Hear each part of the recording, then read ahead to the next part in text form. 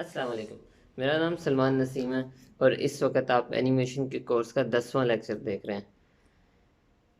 Previous lectures में हमने जब भी चीज़ों को एनिमेट किया था तो वो की फ्रेम के ज़रिए या फिर लास्ट लेक्चर में हमने शेप कीज़ के ज़रिए किया था। आज हम फिज़िक्स की बात करेंगे। घबराइएगा मत, ये मैट्रिक की फ़िज़िक्स नहीं है जिससे भागने के लिए आपको दूसरे सब्जेक्ट पढ़ने पड़े। ये बहुत इंटरेस्टिंग है और बहुत मज़े की है। और इसकी सबसे अच्छी बात यह है कि even if you are not good at physics आप तब भी इसे बहुत आसानी से यूज़ कर सकते हो। तो without wasting any further time हम काम की तरफ चलते हैं।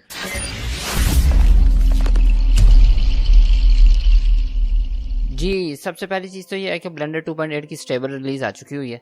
सबसे पहले तो जाके इसे डाउनलोड कर लें, blender.org से आपको मिल जाएगा। आज हमने फिज़िक्स के ऊपर काम करना है, तो मैं सबसे पहले जी दबा के अपने क्यूब को थोड़ा सा ऊपर ले जाता हूँ। शिफ्ट ए दबा के मैश में जाके एक प्लेन ऐड करता हूँ। एस दबा के 7 दबा के इसे बड़ा कर लेता हूँ। तो मेरे पास सीन में एक क्यूब ऐड हो गया और एक प्लेन ऐड हो गया। अब मैं अगर अपने राइट साइड पे प्रॉपर्टीज मेन्यू में देखूं तो यहाँ पे एक फिजिक्स का टैब होता है, मैं इसमें चला जाऊंगा। आज हमने रिजिड बॉडी के ऊपर काम करना है। रिजिड बॉडी जो है ना सिंपलेस्ट एक फिजिक्स की फॉर्म है जिसके जरिए हम एनिमेशन भी बना सकते हैं। तो मैं सबसे पहले इसके ऊपर प्लेन को सिलेक्ट करके रिजिड बॉडी ऐड कर देता हूँ। तो मेरे पास यहाँ पे लिखा आ रहा है कुछ नीचे थोड़े से ऑप्शंस हैं। इसके अलावा जो लिखा आ रहा है वो ये है कि आपने इसकी जो मेन चीज़ है, आपने इस प्लेन को एक्टिव में रखना है या फिर पैसिव में रखना है। एक्टिव ऑब्जेक्ट्स वो होते हैं जो नाम से पता चल रहा है कि एक्टिव जो ऑब्जेक्ट्स होते हैं वो चल रहे होते हैं, और जो पैसिव ऑब्जेक्ट होते हैं वो रुके होते हैं। मैं इसको पैसिव पे कर देता हूँ और इसी तरह मैं क्यूब को सिलेक्ट करूंगा और यहाँ से जाके रिजिड बॉडी के ऊपर सिलेक्ट कर लूंगा और इसे एक्टिव कर दूँ। अब अगर मैं प्ले के बटन के, मैं थोड़ी सी टाइमलाइन के ऊपर भी कर लेता हूँ और मैं प्ले के बटन के ऊपर क्लिक करूंगा तो ये देखें क्यूब इस तरह से एनिमेट होगा। तो अभी इसका ज़्यादा इफेक्ट इसलिए नहीं नज़र आया क्योंकि क्यूब की हाइट इतनी ज़्यादा नहीं थी। मैं जी दबा के और इसको ऊपर ले जाता हूँ और दोबारा से करता हूँ तो ये देखें एक इम्पैक्ट की वजह से तो उसने अपने आप को रोटेट भी किया। इसके बाद जो नीचे मेरे पास ऑप्शंस होते हैं उसमें एक ऑप्शन जो देखने वाला होता है वो फ्रिक्शन का होता है।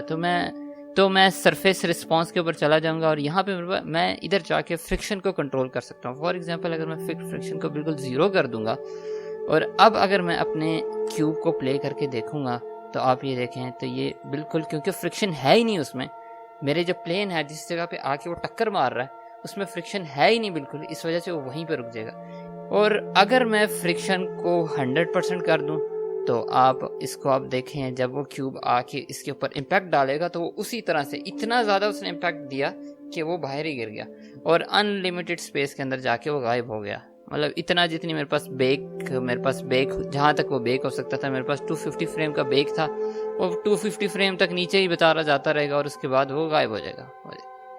ठीक हो गया। अब मैं इस एनिमेशन को थोड़ा सा इंटरेस्टिंग बनाने के लिए सबसे पहले तो अपने क्यूब को थोड़ा सा छोटा कर लेता हूँ। ठीक है, 7 दबा के ऊपर से देख लेता हूँ, टॉप व्यू से देख लेता हूँ ताकि मुझे नज़र आए कि मैं क्या क्या काम कर रहा हूँ। मैं इसको अभी से एक मटेरियल दे देता हूँ ताकि मेरा क्यूब जो है ना वो थोड़ा सा अलग अलग नज़र आए। मैं यहाँ पे जाके इसको ब्लू कलर दे देता हूँ और यहाँ से लुक डिप मोड पे चला जाता हूँ। ठीक हो गया। तो अब मेरे क्यूब के पास एक मटेरियल भी है।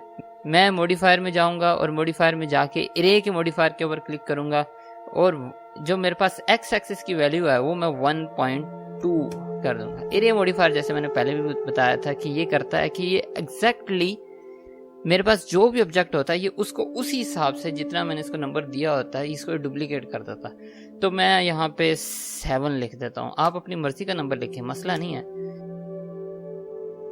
और उसके बाद मैं एक और एरे ऐड कर लेता हूँ और इस दफ़ा मैं एक्स एक्सिस को 0 कर देता हूँ और वाई एक्सिस को 1.2 कर देता हूँ, 1.2, और इसको भी 7 कर देता हूँ। अब मेरे पास क्या हुआ कि वाई एक्सिस के ऊपर तो मेरे पास सारे क्यूब आ गए और अब एंड में जाके एक और एरे लगाता हूँ और इसके ऊपर इस दफ़ा मैं 7 का नंबर क्लिक करके एक्स एक्सिस को 0 कर देता हूँ और इस दफ़ा मैं जी एक्सिस को 1.3 कर देता हूँ।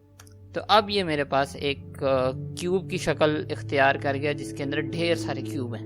मैं सारे अपनी एरे को अप्लाई कर दूंगा ताकि ये मैं इनके साथ खेल सकूं।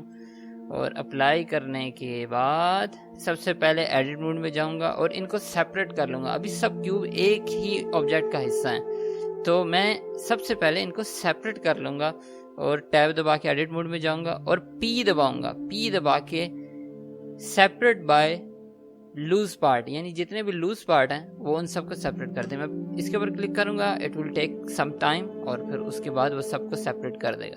अब अगर आप अपनी आउटलाइनर में भी देखेंगे तो ये आपको सारे क्यूब नज़र आ रहे होंगे। ठीक है, ये हो गया। मैं टैब दबा के वापस ऑब्जेक्ट मोड में चला जाऊँगा और राइट क्लिक करके, वाइल मेरे सारे क्यूब सेलेक्ट हो, मैं राइट क्लिक करके सेट ओरिजिन टू ज्योमेट्री कर दूंगा। तो इससे क्या होगा कि मेरे पास जितने भी क्यूब थे सब ने अपने अपने ज्योमेट्री के सेंटर के अंदर अपना ओरिजिन हासिल कर लिया। अब मैं इसके साथ खेल सकता हूँ। मैं सबसे पहले तो जी दबा के इसे थोड़ा सा नीचे ले जाता हूँ और उसके बाद, और अब अगर मैं प्ले करके देखूंगा तो आप देखें ये जब इस तरह से इम्पैक्ट डालेगा तो ये मेरे क्यूब इस तरह से उसके ऊपर फैल जाएंगे, कुछ इस तरह से उसके ऊपर फैल जाएंगे, प्लेन के ऊपर फैल जाएंगे। तो कुछ क्यूब नीचे गिर रहे हैं, तो मैं क्या करता हूँ, अपने प्लेन को एस दबा के थोड़ा सा और बड़ा कर लेता हूँ ताकि क्यूब्स मेरे नीचे ना गिरें। और उसके बाद वापस दोबारा से इसको प्ले करता हूँ। तो अब अगर आप देखेंगे तो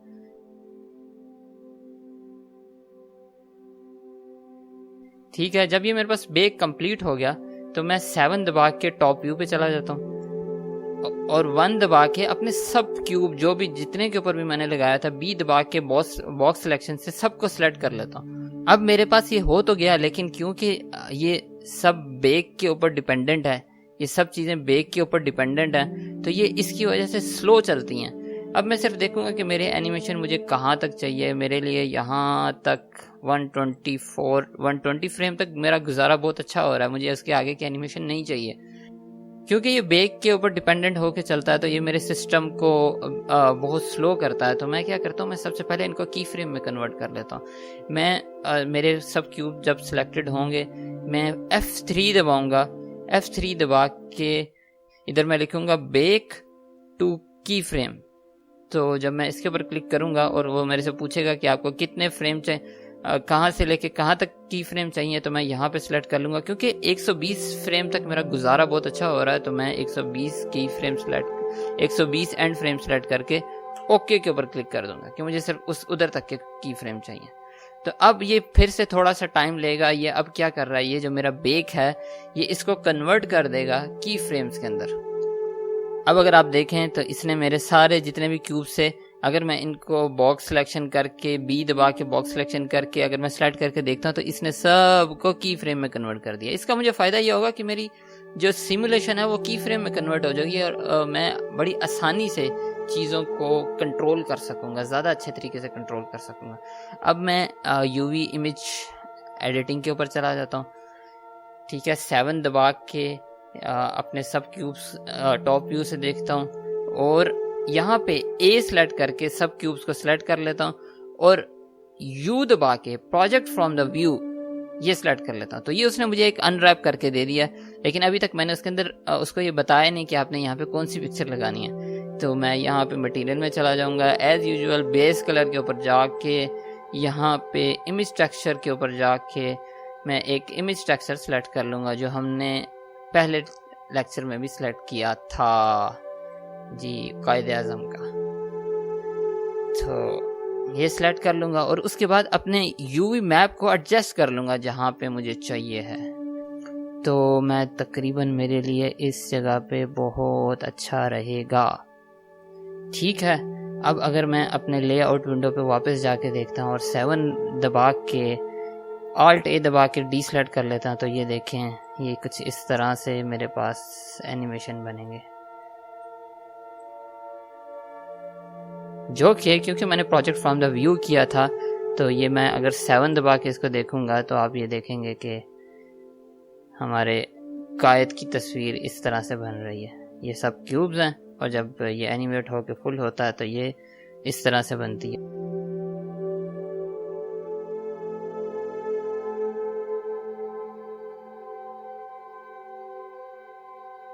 अब ये चीज़ तो हो गई। मैं सबसे पहले क्या करता हूँ, अपने सब क्यूब्स को सिलेक्ट करता हूँ, दोबारा से हाँ लुक डिव मोड में चला जाता हूँ और उसके बाद जाके सब क्यूब्स को सिलेक्ट करता हूँ और उन क्यूब्स को शिफ्ट डी दबा के डुप्लीकेट कर लेता हूँ और उनको नई कलेक्शन में ऐड कर देता हूँ।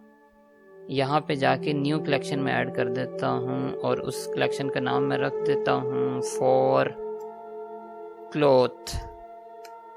ठीक है, और ओके के बटन के ऊपर क्लिक करता हूँ तो ये सारी चीज़ें मेरे पास, ये जो नए क्यूब्स हैं ये सारे नए कलेक्शन में चले जाएंगे। और इसके बाद मैं अपने आउटलाइनर के ऊपर भी यहाँ पे जाके अपना रेंडर व्यू खोल लेता हूँ ताकि मैं रेंडर को भी कंट्रोल कर सकूँ। तो मैं अपनी पुरानी कलेक्शन को हाइड करता हूँ और उसके बाद मैं यहाँ पे जाता हूँ। जब ये सारा कुछ ख़त्म हो रहा है, ए एंड ए सेलेक्ट करके सब की फ्रेम डिलीट कर देता हूँ और कंट्रोल जे दबा के इन्हें ज्वाइन कर देता हूँ। इसका मुझे फ़ायदा क्या होगा? इसका फ़ायदा मुझे फिजिक्स के अंदर जब मैं क्लोथ सिमुलेशन करूँगा उसमें होगा।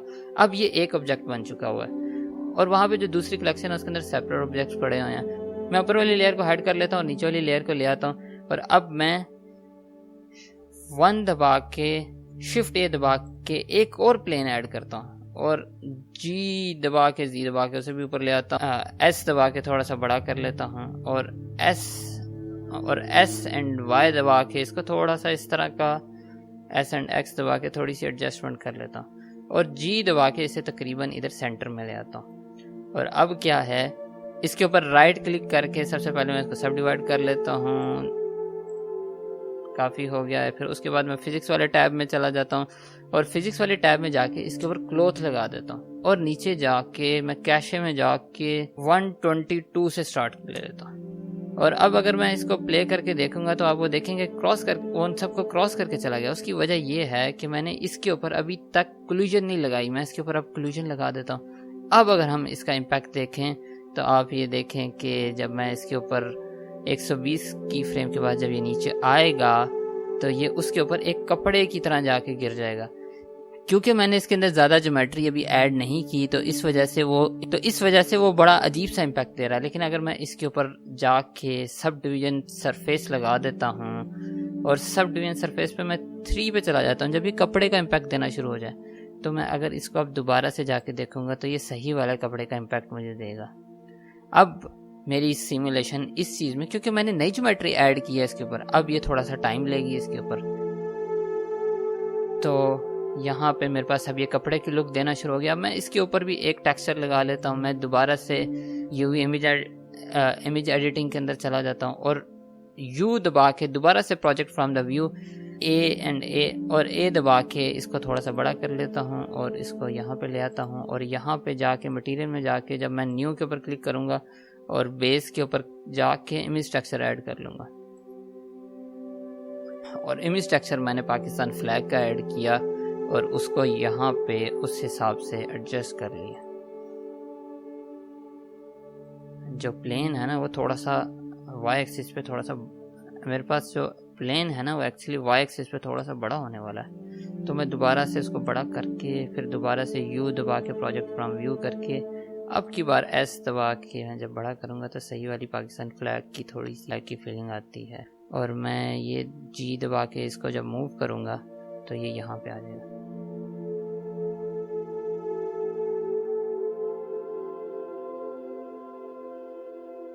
मुझे लग रहा है ऐसा कि मैंने आज के लेक्चर में शायद बहुत ज़्यादा प्रेशर डाल दिया है, तो ये बात आप ही मुझे ज़्यादा बेहतर बता सकते हो। तो आज के लेक्चर में इतना ही था। इंशाल्लाह नेक्स्ट लेक्चर में मुलाकात होगी। अपना बहुत ख्याल रखिएगा। अल्लाह हाफिज़।